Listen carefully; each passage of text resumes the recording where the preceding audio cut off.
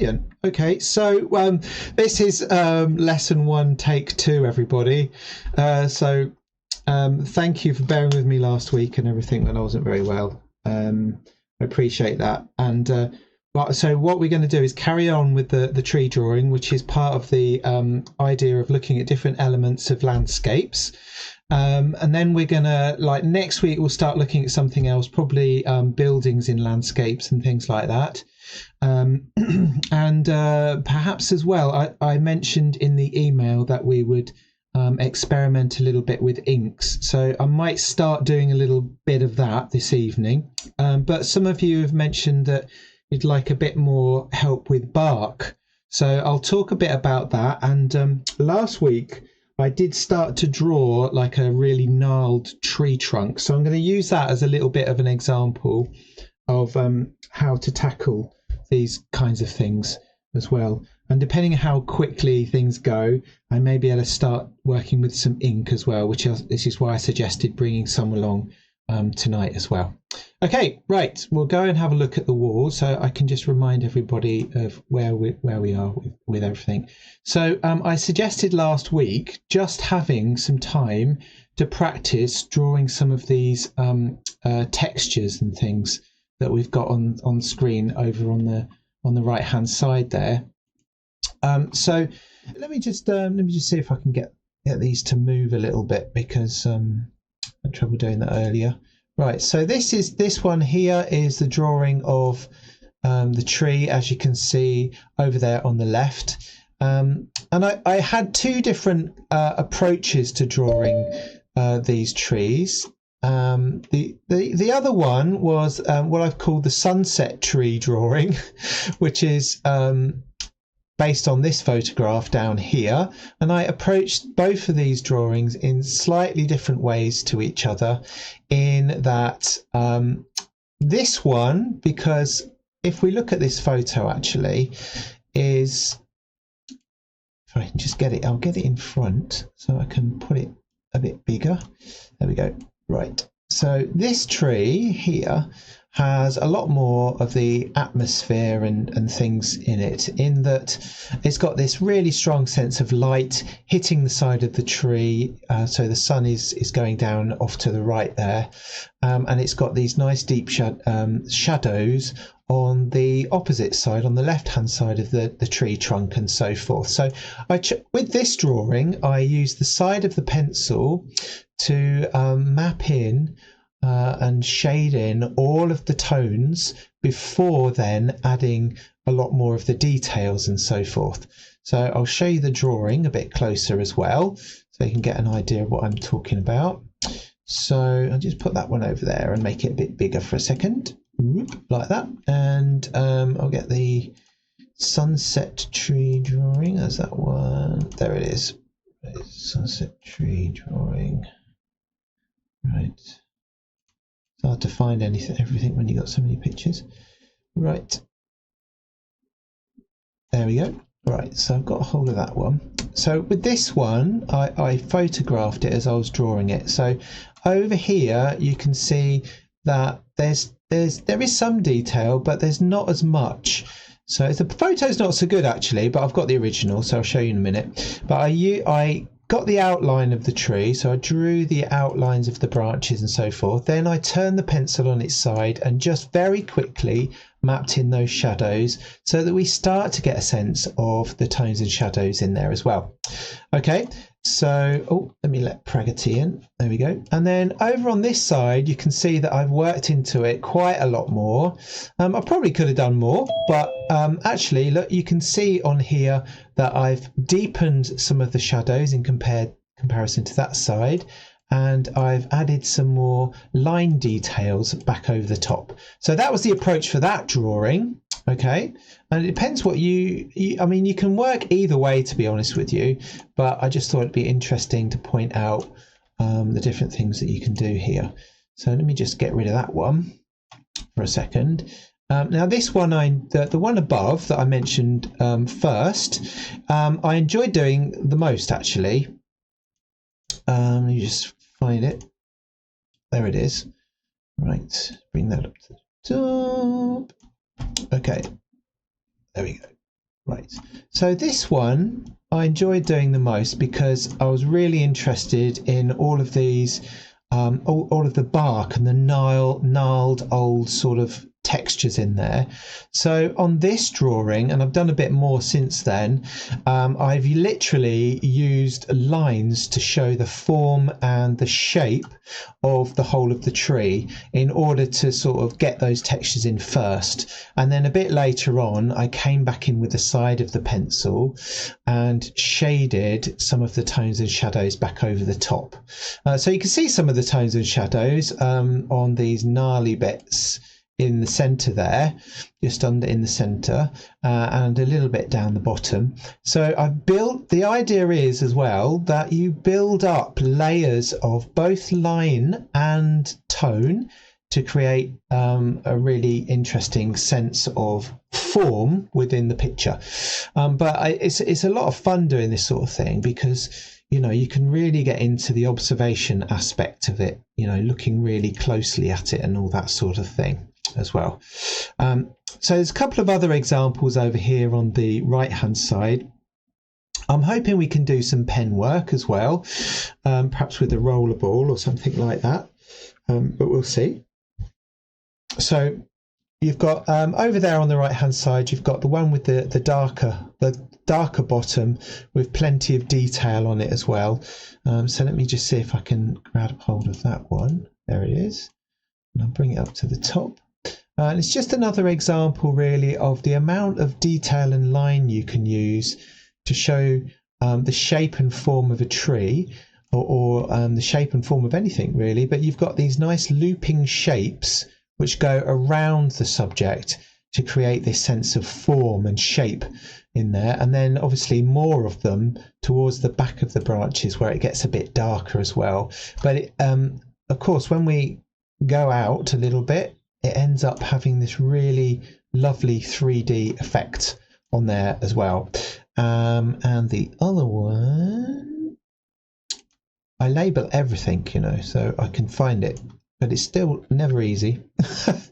Right, here's the other one that I picked out, and I really like this. This is more of again a pen drawing, but you can see again the attention to line and texture and the building up of layers of marks to create this sense of detail, and also the direction of the mark. So the sky has got these marks going across, and the clouds have got these lighter and curvier shapes to show the form of the clouds, and then you've got these dense smaller marks on the leaves and so forth, and it's almost kind of scumbly and lots of overlapping loops, if you like. So the whole variety of marks and the contrast between them helps to create a really interesting effect. So down below there, look, I've got a couple of photos, one of which I'm thinking about working with tonight, and that's the one furthest to the right at the bottom corner. It's this gnarled sort of tree trunk again. That's the sort of thing I was thinking, you know, would really help us to develop our drawing skills this evening. Okay, right, I'm just going to shut that all off. Oh yeah, there you go, right. Okay, get rid of those. So some more examples of artist work here again. So in the center there, we've got these beautiful stepping stones with the sense of perspective, which I'm hoping we can all have a look at during the course as well. And again, we've got a lot. These are pencil drawings, by the way. And let me just see if I can grab hold of those.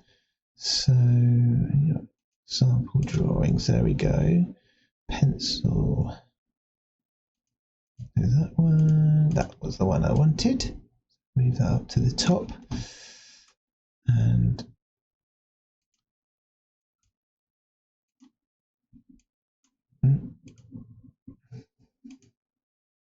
sorry, just trying to get hold of this drawing. I know it's not working. Right, there you go. Right, so with this one, we've got really nice deep shadows and shading. You can see the use of line on here as well. And you've got lighter marks on the rocks, and then really deep ones to contrast and again start to show the form and the shape of the subject matter. But then you can see how the water has horizontal lines going across to create the sense of the flatness of the water, but also of course the reflections. Then we go up here to the top and we've got all these lovely soft marks where the side of the pencil has been used and the point of the pencil has been used to do these tiny leaves as well.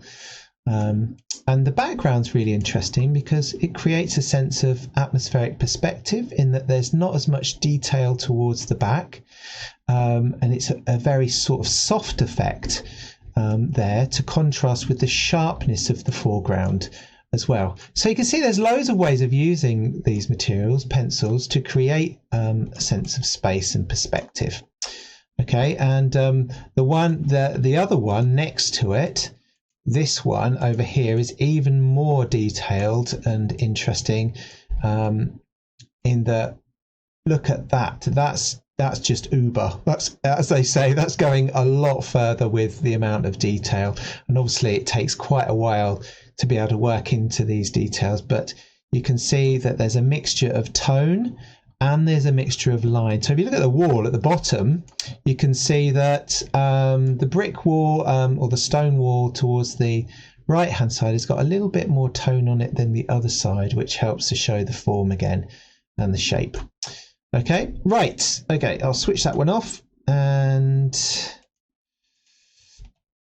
last of all, so what I was thinking this evening is we could start by having a look at some of these textures over here, and it's really useful just to isolate some textures and just have a little try at drawing them, but also adding over some shading and things on top of them. So we're going to have a little play around with those things. We're also going to sort of look at some of these sorts of techniques and things that you can use to illustrate some of these textures as well. And I'm going to go through a little bit of shading on spheres, and finally as well a bit of shading as well. All right, so we'll go over to the desk. All right, so first of all, I'll do some really basics things because I know that a few of you will find it really valuable, and then I'm going to have a look at drawing this leaf just over here, which is on the bottom of the screen. So the thing to remember with any object, if you're drawing it three-dimensionally, is that you're going to think about where the light comes from in order to get this effect of the shadows falling, and of course the three-dimensional form of the object as well. And there are loads of different ways of adding that effect, but also adding a little bit of texture on there at the same time.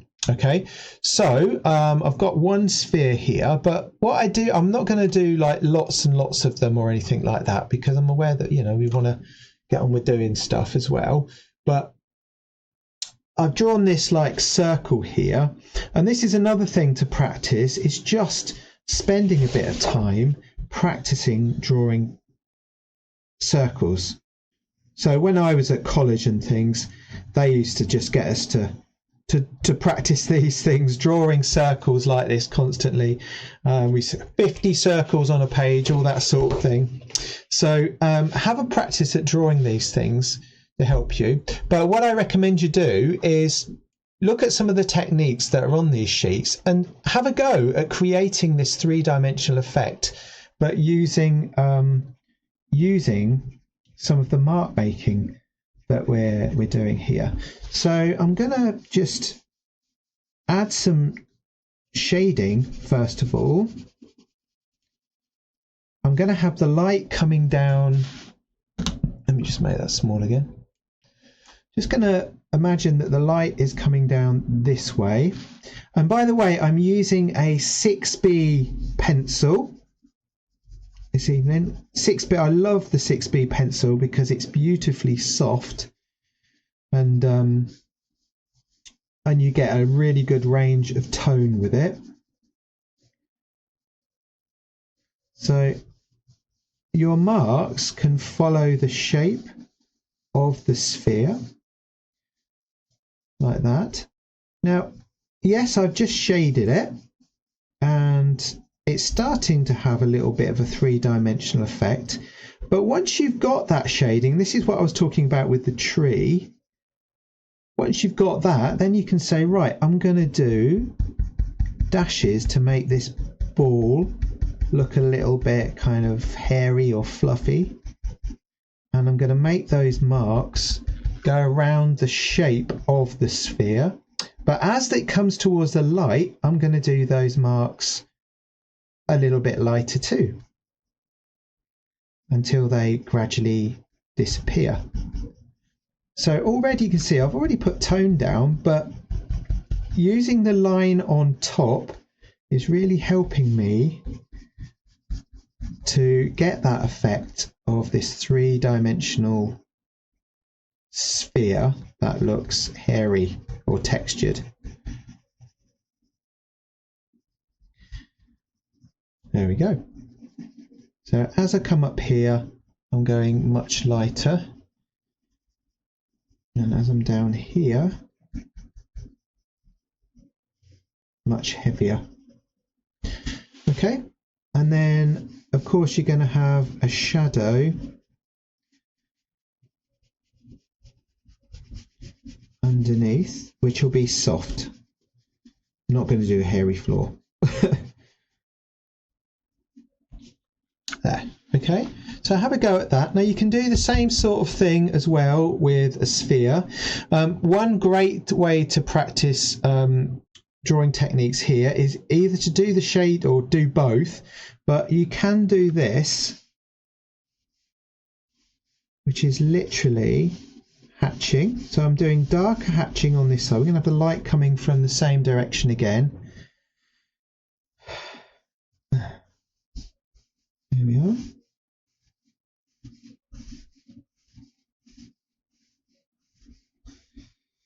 And then on the other side, I'm going to go a bit lighter.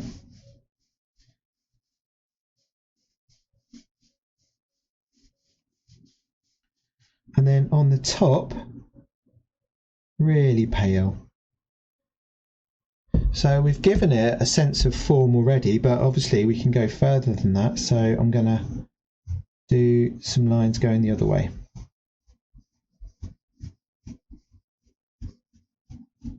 And do diagonal lines going that way, but lighter. And then here, less lines and much lighter. There. The idea of this really is to build up layers of both line and shading, because the thing about this is, with pencils particularly, is that you can layer all the different techniques on top of each other to create textures. And of course then you can use things like a putty rubber or a hard rubber to remove areas to add highlights. So again, you're creating contrast between the different textures and things, as well as adding shadows to build up those layers as well. So let's see if I can get the first one up. So you'll remember seeing all of these sorts of things last week. So this is obviously some techniques. They're basic techniques, but they're all very relevant for doing the kind of things that we're trying to do with our art at the moment. So on there, you can see at the top right hand corner, you can see the texture with, it looks like a woven kind of basket and everything. So on, if I can grab hold of this, if it lets me grab hold of it. Yes, right, there we go. So this, if you look very closely, you can see a line technique over there on the left in the middle, which looks a little bit like a woven kind of basket, doesn't it? Sort of texture. So when we talk about building up layers, we talk about using line to describe the texture and so forth, and then applying shadows back over the top. So even if you're sort of done this sort of thing before, I mean, I find myself doing this sort of thing all the time because I'm always doodling.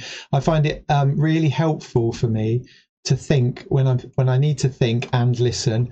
I find it useful for me to have something to distract me a little bit, and it helps me to focus on what's being said. So I was thinking about that today when I had a meeting after school. Right.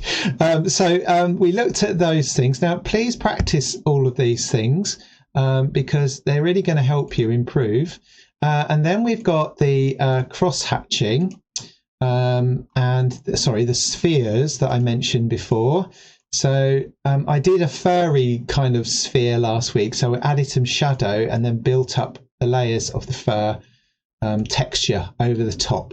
So if you haven't tried that, that's a nice thing to experiment with. And indeed, if anyone wants me to show any of these techniques to you this evening, I'll do that. And I'll try and do a few bits as I go along tonight.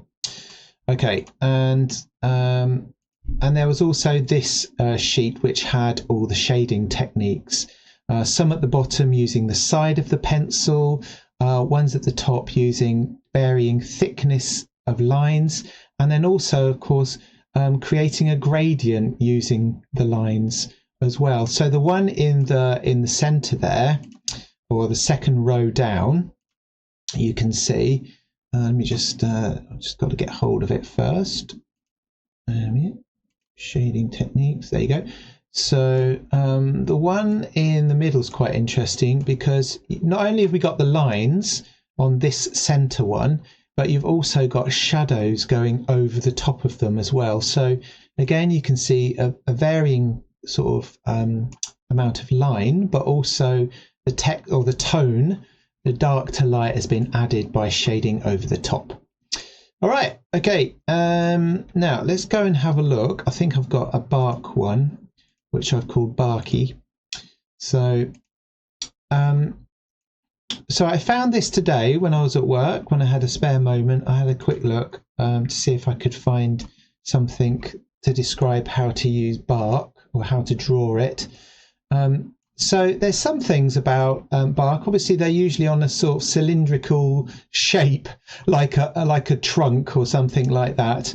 And you can see here how on this drawing, the artist has thought about where the light is. So usually the light is going to be outside or the sun is going to be shining from one side. So you can, again, like we was just talking about, varying the marks. You can vary the marks from dark through to light, and then reduce the amount of marks on one side as well to create this sense of it being a cylinder, but also the marks are kind of raggedy and rough, and there's some darker bits included in there to create that texture. And if you look at the one in the middle, you can see that it says at the bottom, draw individual bark pieces, smaller towards the edges and bigger towards the center. Obviously, because of perspective, of the texture going around this shape, you're going to get thinner sorts or more dense marks at the sides. You can just about see that on that drawing. And then you can also texture them as shown above. So you can work into those and keep working into them to get this really lovely, rich texture. And here's an example of a step you can go through. So you start off with a tree trunk shape. So like with most drawings, you start off with the larger shapes, and then we start to add the smaller lines, and then you add more lines over the top to create that density and that texture that we've been thinking about.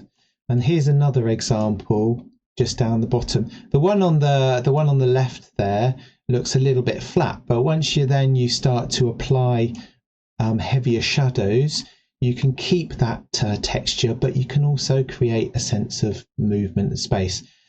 Sorry, not movement and space, form and shape as well as tone. And this one I really liked, and it reminded me of what I'm going to draw for you tonight. So we've got these kind of long meandering lines going around the tree trunk, but as we were talking about before, they get a little bit more dense as they go around the form of the tree trunk and things as well.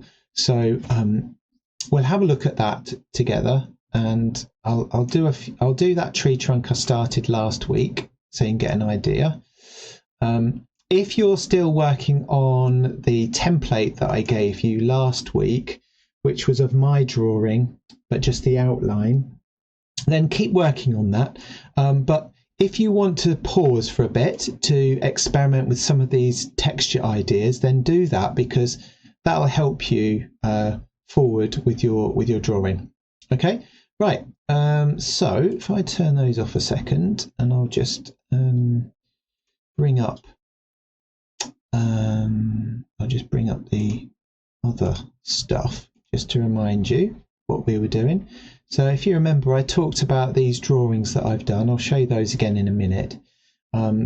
So the one at the top on the left hand side is my drawing of that tree trunk over there, and as I was just mentioning, I've used line to describe it as much as possible, but then I've then added tone and shadow over the top to create the form of it as well. So we've got the texture with the line, which does describe the form, but then exaggerating that form with some tone.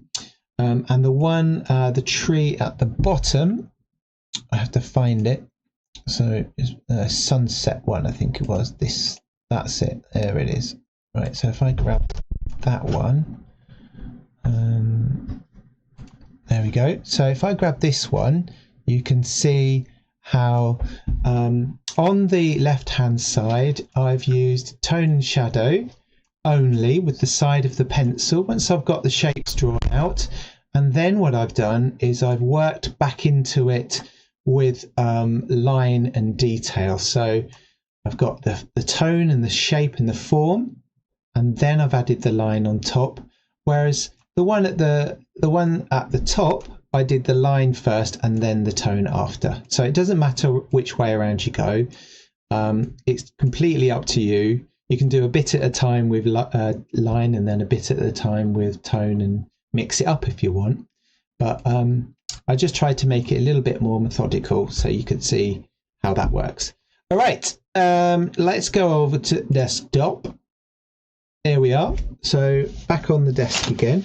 So these sheets are all available on the drive. So if you haven't downloaded them or had a look at them, they're all available there. There's all these lovely techniques for you to explore. And last week I showed you the basic idea of shading and how you can build up that tone by working back over the top. And that was done simply with the pressure of the pencil. And oh yes, and the other thing to mention, which I can't remember if we talked about it before, but is you can get obviously different weights of pencil or different softnesses of pencil. And my favourite really is at the moment is a 6B because I really enjoy the softness of it and the immediacy of the marks. So you can, if I zoom in a little bit, you can see by using the side of the pencil here, look, I can get these beautiful scratchy marks. I love doing this, twizzling the pencil around, doing lighter ones. So you could almost create bark using the side of the pencils. I'm twizzling it, I'm changing the angle, and you can get these really cool like marks and things. Just playing with pencils and materials is so important, because by playing you're freeing yourself up a little bit and having fun, as well as trying to be, you know, instead of always being so serious about getting the perfect drawing. So I've created, look, a little bit of a barky texture, I suppose, just by using the side of the pencil here, like that. Okay, and then on top of things like your shading, or the other way around, you can then start to add lines and textures look over the top.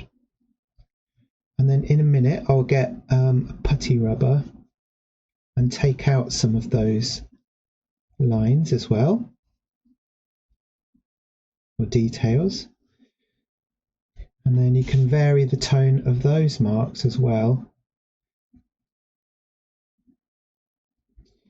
Pencils are such wonderful things because they're so immediate, and they come, and all the marks come straight out of your hand onto the paper,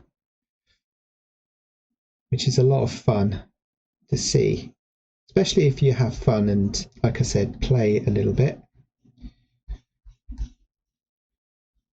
So here we go. Look, I've almost created a kind of tree trunk down here. So we were talking a little bit about light earlier on the other screen, on the studio wall. And you could do stippling over there as well. I'll put in a darker area in here, like this. Maybe a circular one as well. Okay, and then let's try. So I've got a sort of hard, a little bit of a harder rubber. It's a helix, or I don't know what you say. So I've got like this hard rubber here. It's a bit soft actually. It's not like the end of a pencil sort of rubber, but you can then start to, on one side perhaps, if it will let me, I will remove and add some highlights. I could do with a harder rubber actually, but like this.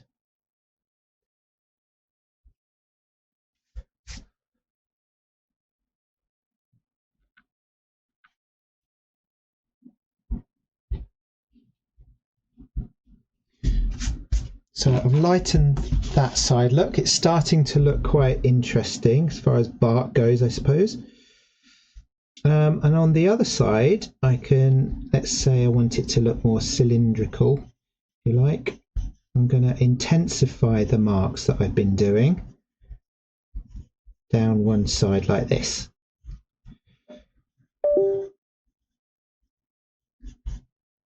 There we go.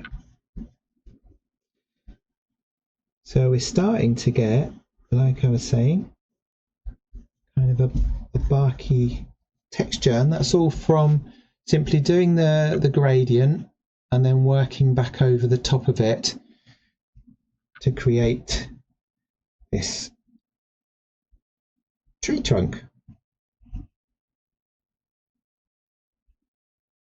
So quite nice fun doing that. All right. So this is what I started last week when I was talking about the textures. So if you've got the textures there, it's worth having a look at some of those and experimenting a bit. I'll come back to that in a little while. But here's the drawings in a little bit more detail that you saw on screen a few minutes ago. So on this one here, here's the original tree, and I spent a little bit of time after I'd put all these marks in. I spent the time then shading over some of the nodules on the side of the tree to start to bring out the form on the top. So just like I was doing on this little experiment over here, I put the lineal bits in, all the lines to describe it, and then worked over with the shadow. Okay, and the opposite was the case for this one. So use the side of the pencil. So literally, and I remember saying this, holding the pencil underneath my hand like that in order to do some softer marks like that. And you need a sharp pencil really, so that you can get a long bit of the lead on the end of the pencil. And with doing this, you're kind of loosening up the way you're approaching the shading. So rather than being really kind of accurate, if you like, you're just trying to visualize where all of the darks and all the lights are. So if you take a picture like this here, and this is what I sometimes tell the students to do at school, is squint slightly with your eyes. You kind of then start to see where the shadows and things are on your picture. The other little trick you can do is have it on your phone, or take a photo of it on your phone and increase the brightness and contrast, and then you really start to see where the shadows and things.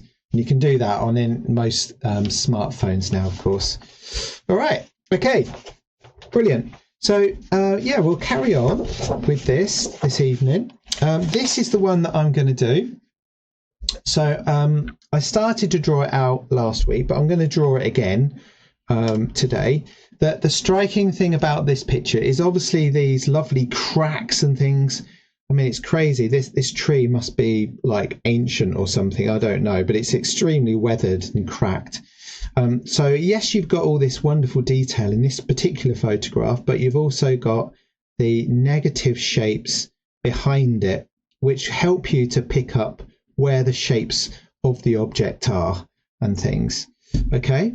And sometimes it's quite useful if you've drawn it out to turn it upside down and have another look at it and check your negative and your positive shapes. So I'm going to start sketching that out for you so that you can have a look. But I'm going to ask if there's any techniques in particular that you would like me to demonstrate from the sheet that I showed you earlier, or from anything really. I've got so many sheets I can't find what I was talking about. Yeah, so well, there's that one down the bottom, but on the other oh, there it is. On the other page I had this. So if there's anything you'd like me to show you before I start this is probably going to be the best way for me to demonstrate what we're trying to do with the bark. But obviously we're also trying to draw a whole, like a tree like this, from the ones that I sent you online. All right. Okay. Is this all straight shading, or is there any cross hatching you're going to do on that? Yeah. So all the lineal stuff, you can do cross hatching, but this is going to be mainly just line and stuff to begin with. Yeah, and then I'll shade the top of it as well. And if I've got time, I'll do another version which is done with inks first of all. Okay. All right. So is there anyone who would like me to sort of draw out something or show you a technique at all? Because I know that some people are quite keen to learn some of these things, but if you're all right and you're cracking on, just give me a thumbs up. How are you going to go on the side of your pencil on that one? Well, first of all, I'll get the outline. I'll take the shape. I don't have to do that, but I'm going to do that so you can see what I'm doing. And then I shall use the side of the pencil to look where the tones are. So probably doing a bit of that, squinting. And I'll put those tones in really roughly, because I can always go back into them again. So I'll do it quite lightly, and then I'll go in with all the shadow, all the detail lines and things. All right? Thank you, yeah. Excellent. Well, I don't know about yes, but thank you. If anyone wants to show me what you've done so far so I can have a look and talk to you about it, then let me know, because I'm ready to do that as well. I'd love to have a look. It's worn out. Worn out. I've got a basic tree that I've done, but I haven't. Yeah. That one. Oh, it's there. The same one. Yeah. Okay. Yeah, but I haven't actually done anything in it yet. You've done a bit at the bottom, haven't you? I think. Yeah, just started that. Yeah. With a lot. Yeah. Yeah, that looks spot on. That's the direction you need to go. Yeah, definitely. Yeah. So one thing I always find that helps, I think, is that you look at the, where is it? There's this tree here. So look out for, obviously you've done that already. You've looked at this dark area, haven't you? And look at, actually sketch these shapes in. Yeah, that's what I hadn't done, Yeah, so if you do those, see, that helps you place things against other things, if you see what I'm saying. Yeah, no, I do. Yeah. Yeah. And I'll draw all the little shapes first. Yeah, exactly. Yeah. Do all the lines, which is what I'm going to do now, so you'll be able to see how I do it. And brilliant. Yeah. That's all right. Pleasure. Nice to know something's going right. Yeah. Well, the thing about this sort of subject, it's not a symmetrical thing, is it? It's not like a square or a rectangle. It's actually got asymmetrical form, so it, if it's slightly out, it's not going to matter too much. It's all about that texture, really. Okay. Thank you. That's all right.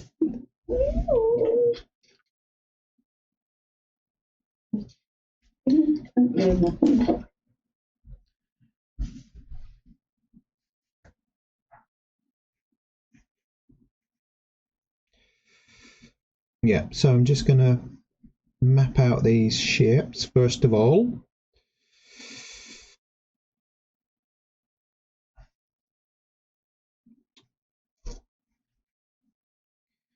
And it goes in an S shape, doesn't it?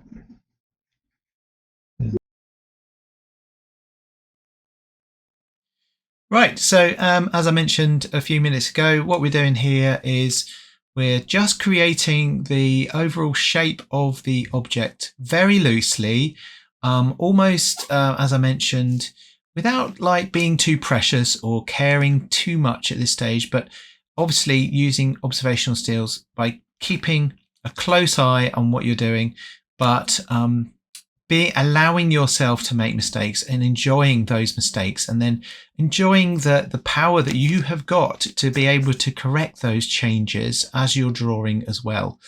And it's useful to do it this way because obviously once you've got that overall shape and you've got it where you want it to be, it gives you confidence when you come to do the bit that I'm doing right here at the moment, which is filling in all of the details and gaps on this drawing of this gnarled log or tree or whatever it is here. So I'm using lots of different lines. I'm using dashes, dots, squiggles, and again I'm working really quickly and loosely. So some of the students that obviously are starting out will think that you need to really look intensely closely at every single mark and detail, which is a great practice for learning how to draw. I am using some of my own ideas and marks here to create these lines before I then add in with the side of the pencil the shading. So I'm not being overly precious about it. I'm looking and applying the marks rapidly as I go. Obviously it's speeded up here quite a lot, but I am working quite quickly in order to fill the spaces that I'm creating with all of the mark making.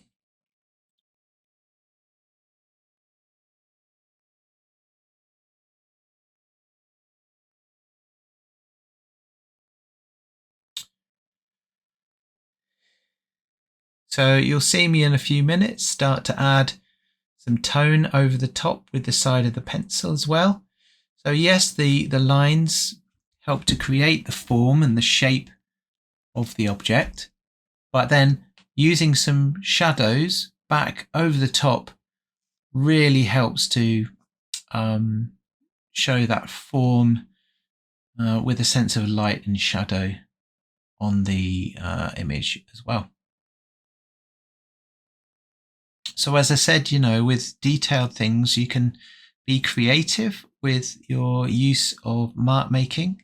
As we were looking at earlier, the different worksheets are there to help you do that. And the interesting thing is how differently all of these pieces can turn out. So as I've mentioned earlier, I'm now adding the tonal values using the side of the pencil. And again, going quite loosely with that. So you start to get an idea of where things need to have that tone. Once you get that idea, you can then obviously start to be somewhat more assertive, adding those lines in. Or adding that shadow in, I should say.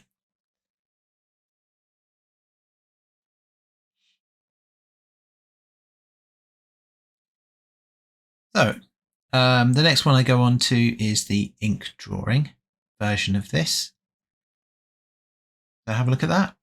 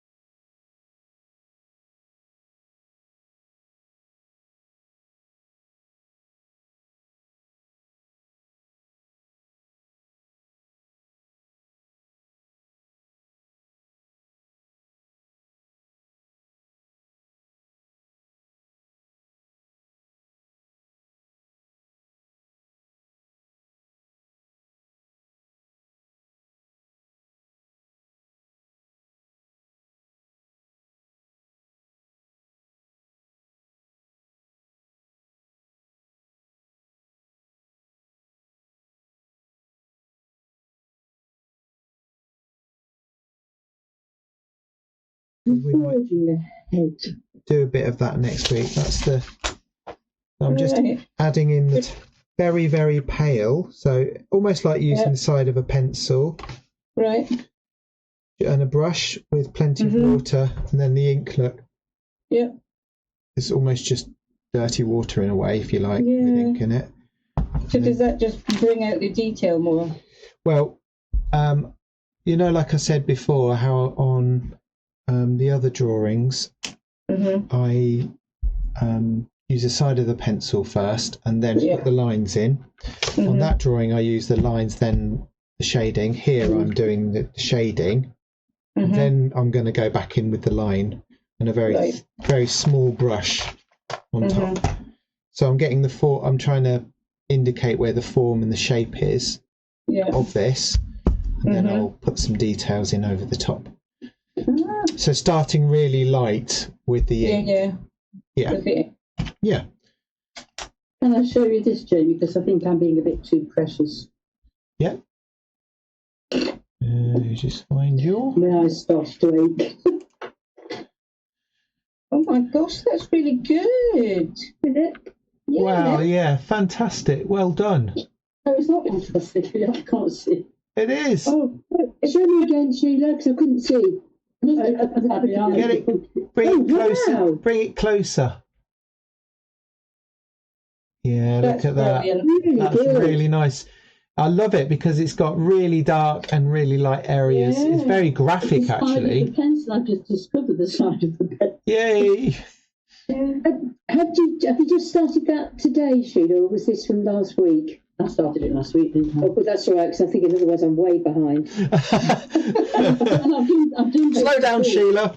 I've done bits to it in the week, but the side of the pencil is revolutionary. Yeah, it was a holding of where to hold it, wasn't it, as well? Oh, good.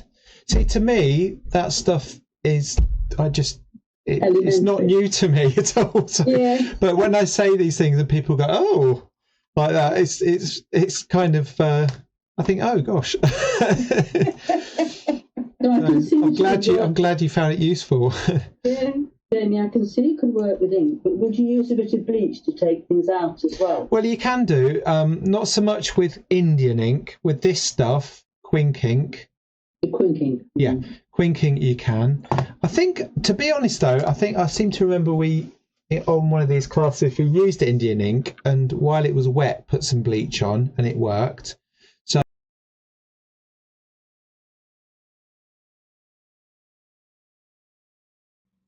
So, as I just mentioned, you can see now that I've been adding some very loose tone over the top. So we're working backwards compared to what we did previously.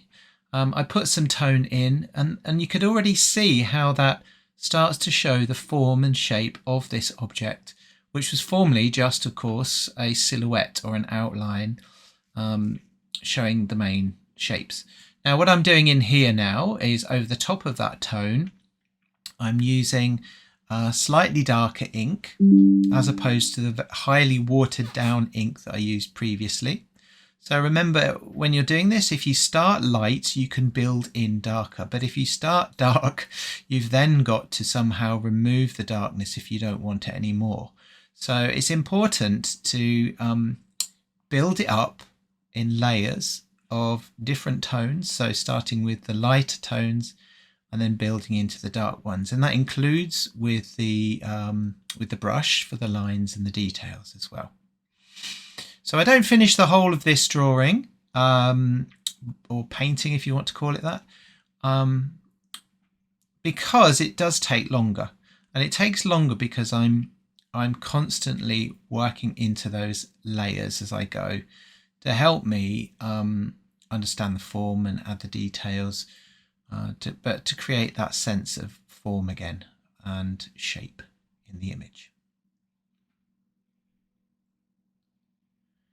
And you'll see the result of some of that work in a short while. Now I may finish this off next week, although I'm hoping we can look at architecture or the buildings in a landscape. Some of my favourite landscapes are those that you find in Yorkshire and places like that. So maybe something a little bit like that next time. And that was NROS is Northampton and Rutland Open Studios, which in September I take part in. So have a look, because there's hundreds of fantastic artists exhibit and show their studios all over the county, including myself. So perhaps have a look at that if you've got time. On until the end of September. So only one more week left. So you can see I've just added a little bit more tone in with my brush, and still adding in lots of detail as well. And I find inks really enjoyable to work with because of the versatility that you can get with both washes, which is what we've used here really, and with a pointy brush or a round brush, the detailed areas. You can of course use a pen if you want to add some extra highlights on the top. So you can get these white pens. I use I found that acrylic pens are really good, but there's lots of different things out there that you can use over the top. I don't think I actually get around to that during this lesson, but anyway, I hope you've enjoyed this evening or this lesson. Don't forget you can join the classes live if you want to, and get involved and ask me questions about your own work, or even my work if you want to. But thank you very much.